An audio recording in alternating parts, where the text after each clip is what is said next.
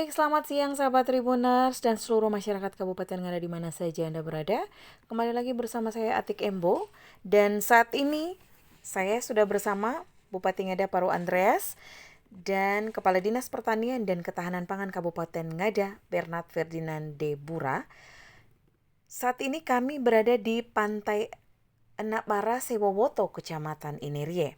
Hari ini Bupati Ngada Paru Andreas sedang melakukan tatap muka dengan 307 orang tenaga PPL dan POPT Kabupaten Ngada dalam acara 1 jam bersama PPL.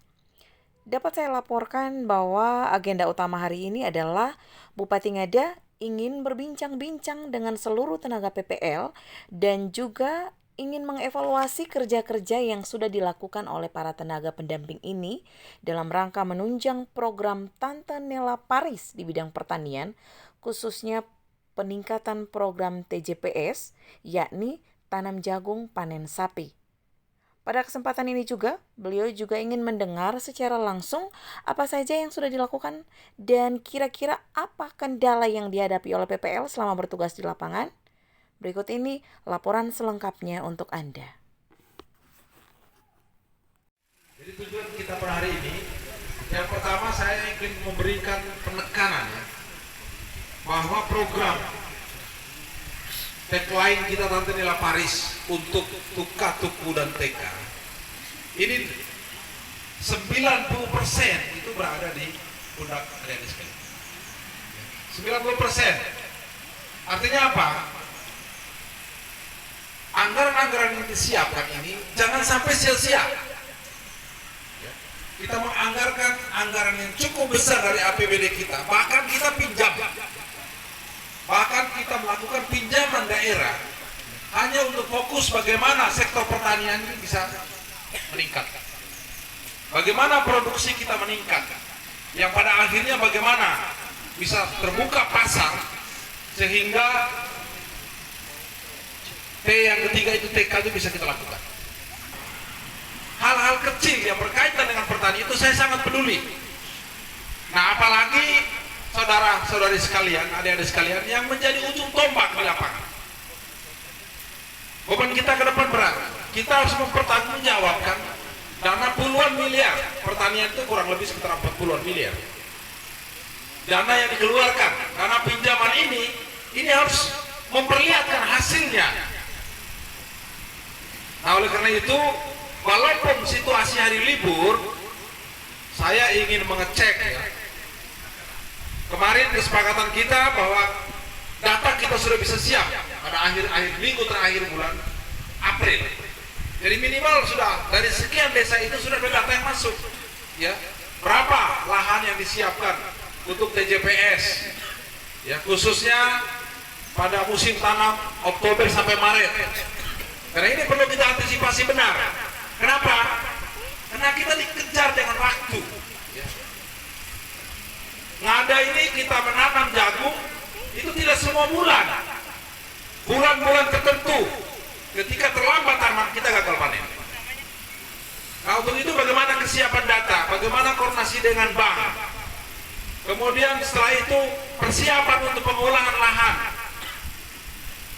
Ini tidak bisa main-main. Ya.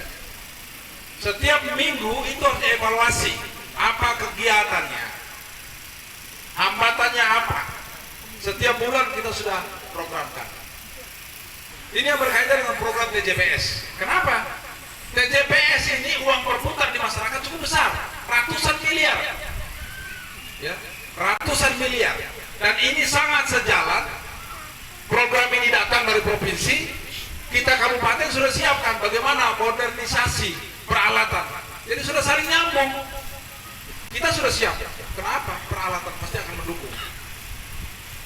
Nah, untuk itu sekali lagi saya minta kita kerja serius ya.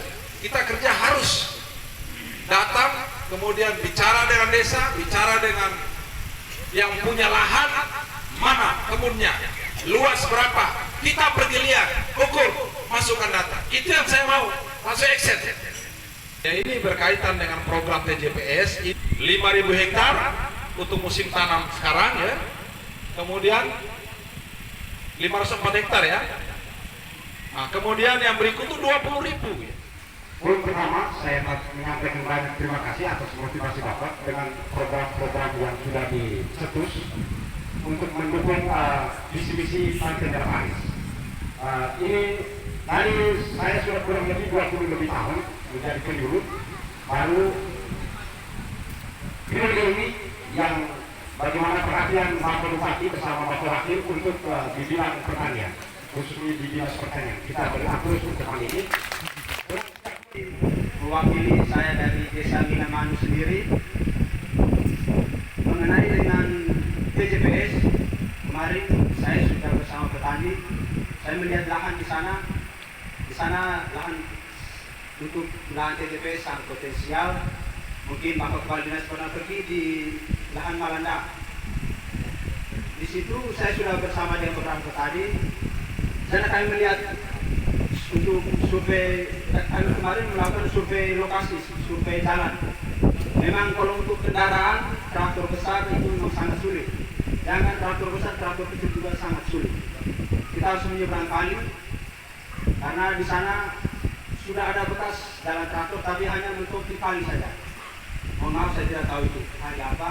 Tapi kita lagi naik kecil lagi untuk sampai di dataran di hamparan Malanda. Itu sekitar kemarin diukur itu sekitar 100 hektar.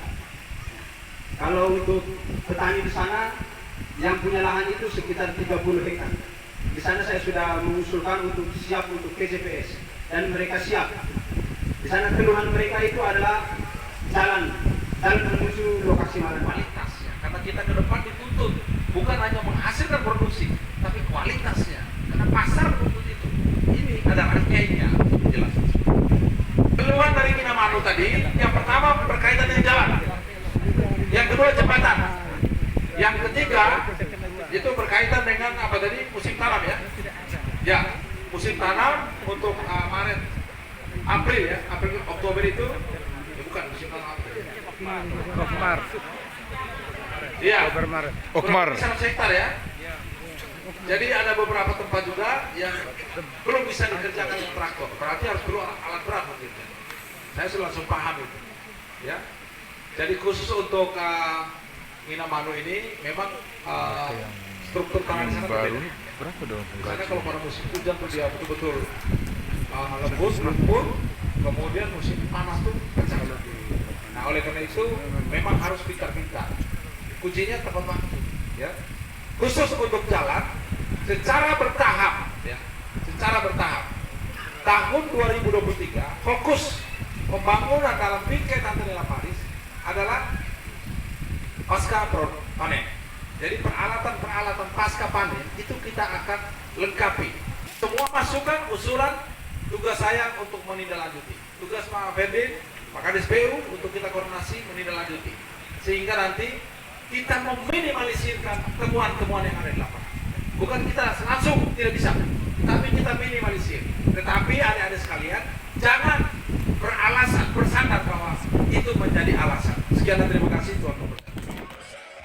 Baik sahabat Tribun News dan masyarakat Kabupaten Ngada, demikian yang dapat saya laporkan. Akhirnya saya Atik pamit undur diri dari hadapan Anda dan wassalam.